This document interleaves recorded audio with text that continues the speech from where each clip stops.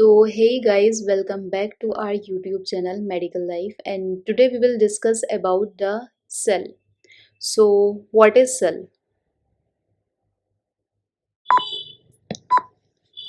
सो जैसा कि आप सभी जानते ही हैं कि सेल का सिंपली मीन होता है life of unit is sale. तो हम सिंपली कह सकते हैं कि जीवन की इकाई को ही कोशिका कहते हैं, क्योंकि सेल को हम हिंदी में कोशिका भी कहते हैं अगर हम हिंदी के टर्म में समझें तो जैसा कि आप सभी जानते ही हैं कि सेल्स के भी डिफरेंट डिफरेंट पार्ट्स होते हैं। Mitochondria, ribosomes, endoplasmic reticulum. तो हम अभी डिस्कस करेंगे इन शॉर्ट टर्म में कि माइटोकॉन्ड्रिया क्या होता है, राइबोसोम क्या होता है, और भी जितने भी डिफरेंट पार्ट्स होते हैं उन्हें हम क्या क्या कहते हैं। तो चलिए आगे जानते हैं। तो सिंपली हमारा जो सबसे पहला पार्ट्स आता है सेल्स का, वो है हमारा न्यूक्लियस। तो न्यूक्लियस जो है हमारा लार्जेस्ट पार्ट होता है सेल का, और इसे बेसिकली ये हमारे सेल्स के बॉडी में सभी में ही होता है, सिर्फ हमारा एक को छोड़कर, जो है इरिथ्रोसाइट्स। इरिथ्रोसाइट्स को बेसिकली हम रेड ब्लड सेल्स के नेम से भी जानते हैं, और ये बेसिकली कंटेन होता है हमारे डीएनए में डीऑक्सीराइबोन्यूक्लिक एसिड। ये एक तरीके से थ्रेड लाइक होता है, जैसे हम क्रोमैटिन कहते हैं। फिर यही क्रोमैटिन हमारे न्यूक्लियस को प्रिपेयर होने में एक फॉर्म में डेवलप होता है, जिसे हम क्रोमोसोम्स कहते हैं।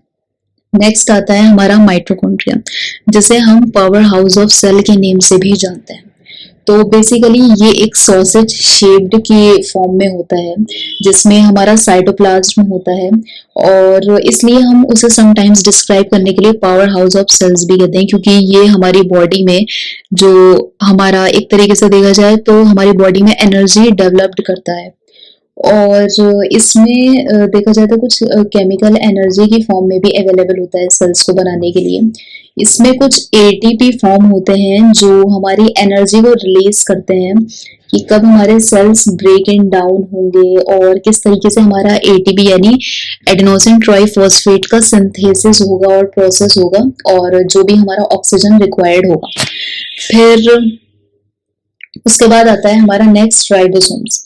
तो बेसिकली राइबोसोम्स जो होता है वो उसे हम बेसिकली कहते हैं कि ये एक प्रोटीन फैक्ट्री के नेम से भी कहा जाता है, क्योंकि ये हमारी बॉडी में प्रोटीन डेवलप करता है, और इसमें ना टाइनी ग्रेन्यूल्स होते हैं जो कंपोज होते हैं बेसिकली बनाने में आरएनए यानी राइबो न्यूक्लिक एसिड, और प्रोटीन में इन्वॉल्व होता है। इसे का मोस्ट इम्पॉर्टेंट फंक्शन होता है प्रोटीन सिंथेसिस, जो बेसिकली एमिनो एसिड और आरएनए के टेम्पलेट जैसा होता है।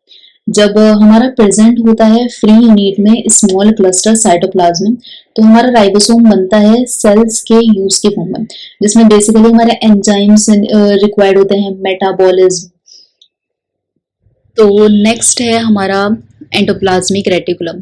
तो बेसिकली एंडोप्लाज्मिक रेटिकुलम हमारा एक एक्सटेंसिव सीरीज है। देखा जाए तो हम कह सकते हैं हमारा इंटरकनेक्टिंग मेम्ब्रेन कैनाल है साइटोप्लाज्म में। ये टू टर्म्स में होता है, हमारा smooth endoplasmic reticulum and rough endoplasmic reticulum.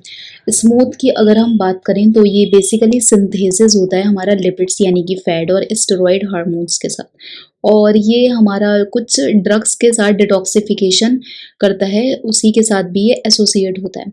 हमारे नेक्स्ट आता है हमारा रफ एंडोप्लाज्मिक रेटिकुलम। बेसिकली ये हमारा राइबोसोम के साथ स्टडेड होता है, इसलिए इसका फंक्शन हम सिंपल ही कहेंगे कि ये प्रोटीन को सिंथेसिस करने में हेल्प करता है, और इसका हम देखा जाए तो ये बेसिकली कंटेन करता है हमारे एंजाइम्स को, हार्मोन्स को।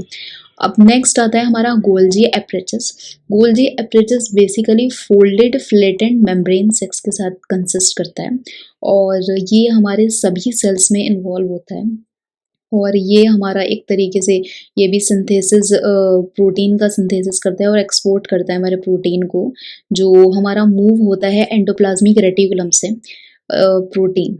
और नेक्स्ट है हमारा लाइसोसोम। तो लाइसोसोम हमारा एक स्मॉल मेम्ब्रेन वेसिकल है, अब वेसिकल क्या होता है? तो बेसिकली देखा जाए जैसे हमारा प्रोटीन मूव कर रहा है एंडोप्लाज्मिक रेटिकुलम से गोल्जी एफएचएस में, तो वहाँ एक पैकेज बनता है मेम्ब्रेन बाउंड का जिसे हम वेसिकल बोलते हैं। एक स्टोर्ड हम कह सकते हैं, वेसिकल का मीन होता है हमारा स्टोर्ड एक तरीके से करना।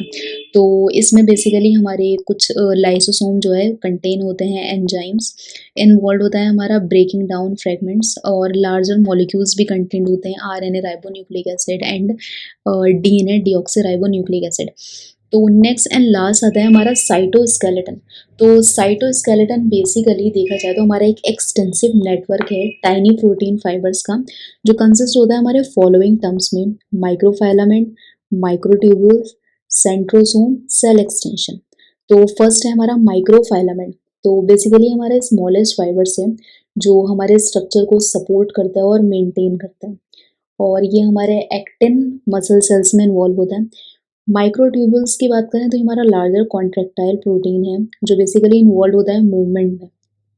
सेंट्रोसोम बेसिकली देखा जाए तो ये हमारा डायरेक्ट ऑर्गेनाइजेशन होता है माइक्रोट्यूबुल से सेल्स के साथ, जो कंसिस्ट करता है हमारे साइट्रोसोल्स पेयर के, मतलब एक तरीके से कह सकते हैं कि पेयर्स में जो हमारे क्लस्टर्स होते हैं माइक्रोट्यूबुल्स का, इसलिए इंपॉर्टेंट रोल होता है हमारे सेल डिवीजन में माइक्रोट्यूबुल्स का, सेंट्रोसोम का। सेल एक्सटेंशन की बात करें तो बेसिकली ये कंसिस्ट होता है हमारे फॉलोइंग टर्म्स में: माइक्रोविलाई। तो ये एक टाइनी प्रोजेक्शन होता है जो बेसिकली कंटेन करता है माइक्रोफाइलामेंट को, जो अभी हमने बताया था ऊपर कि एक स्मॉलेस्ट फाइबर्स होता है ये, और बेसिकली कवर करता है हमारे एक्सपोज सरफेस को। जैसे कि एग्जाम्पल के तौर पर हम कह सकते हैं एब्जॉर्प्टिव सेल लाइन, और ये इन हमारा बेसिकली प्रेजेंट होता है स्मॉल इंटेस्टाइन में। नेक्स्ट आता है सीलिया। सीलिया एक माइक्रोस्कोपिक हेयर लाइक प्रोजेक्शन होता है जो माइक्रोट्यूब्यूल्स में कंटेन होता है, जो फ्री बॉर्डर होता है सेल्स में। तो ये बेसिकली हमारा मूविंग करता है सब्सटेंस सरफेस में, यानी कि म्यूकस अपवर्ड बेसिकली प्रेजेंट होता है हमारे रेस्पिरेटरी ट्रैक्ट में। फ्लैजेला भी होता है कि नेक्स्ट पार्ट, तो वो सिंगल होता है, लॉन्ग वेब लाइक प्रोजेक्शन में देखने को मिलेगा। कंटेन होता है माइक्रोट्यूबुल्स जो बेसिकली टेल्स की फॉर्म में होता है स्पर्मेटोजोआ में, और कह सकते हैं हमारा फीमेल रिप्रोडक्शन ट्रैक्ट्स में।